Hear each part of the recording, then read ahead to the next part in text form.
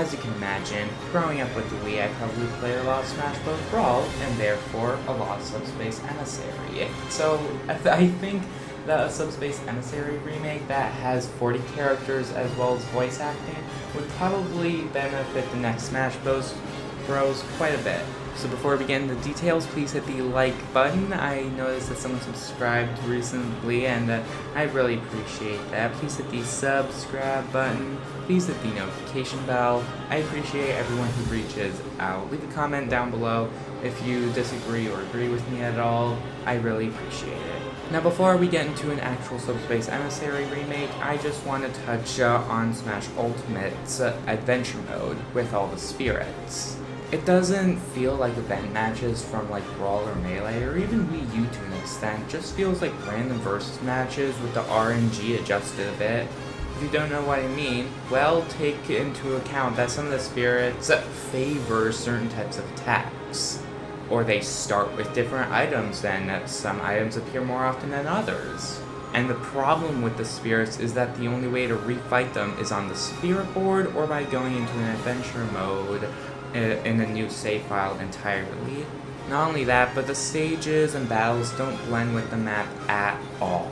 Maybe what would have been better for the adventure mode was making it so that it was an exclusive event match that when it was done, a marking was left on the ground of the map's overworld where you can go back into that battle whenever you want. Not only that, but the event matches can have clever ideas that were so similar to Melee and Brawl, where you could only take out enemies in a certain way or you had to do a certain thing.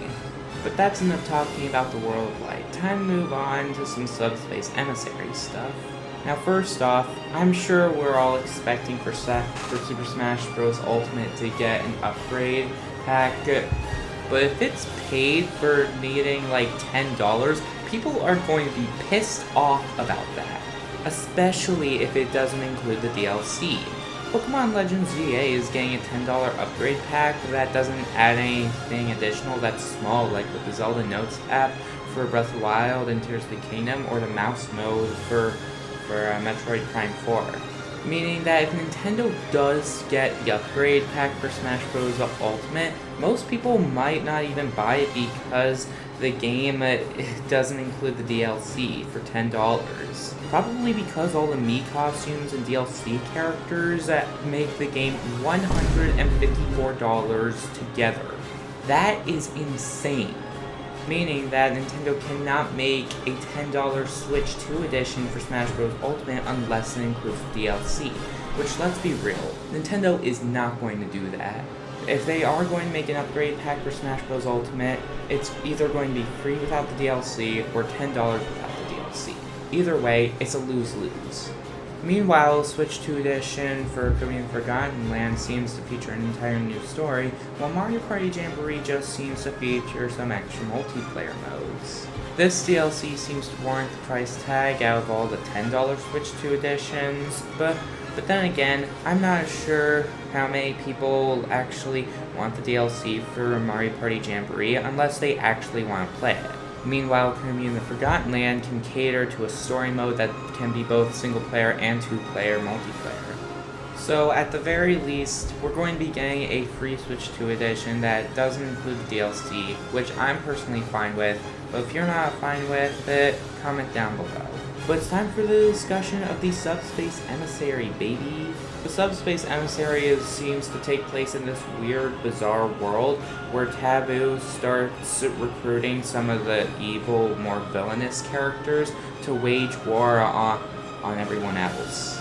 Or maybe Master Hand was just under Taboo's control, like with Gleaming Darkon, I don't know. Now we have a buttload of different voice actors for a lot of different characters. Like, let's take WarioWare Gold for an example. There are so many voice actors, and Wario's voice actor absolutely killed it. And of course, we have the cast for the Mario Bros. Movie, and of course, let's not forget that the DK movie was announced not too long ago, so there's that. And let's not forget that a couple of characters had a couple of lines themselves at the intro cutscene, like Fox, Zelda, Marth, and Pit.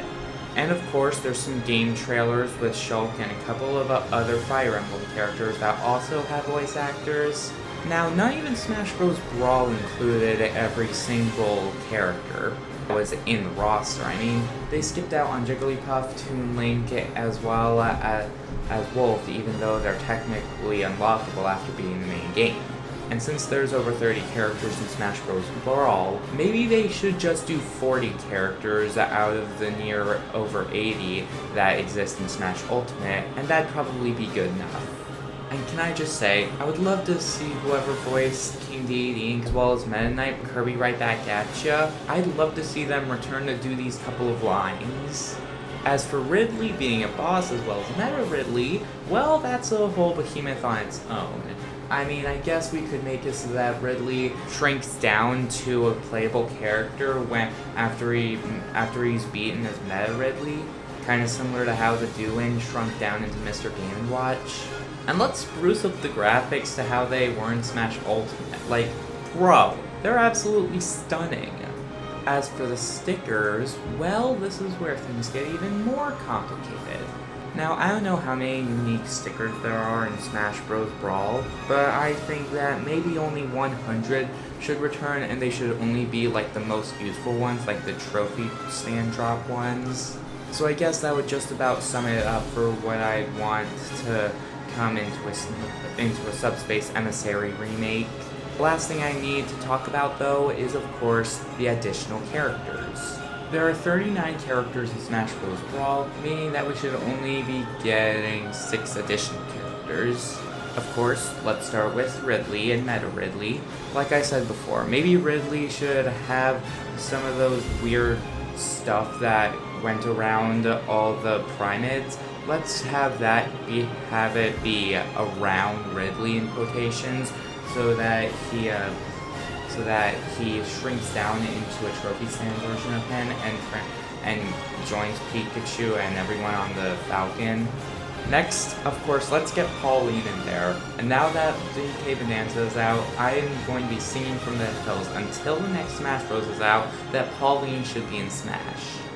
Like maybe when Diddy Kong and Fox are in the lake and Diddy Kong gets transformed into a statue, Falco and Pauline appear to take him down.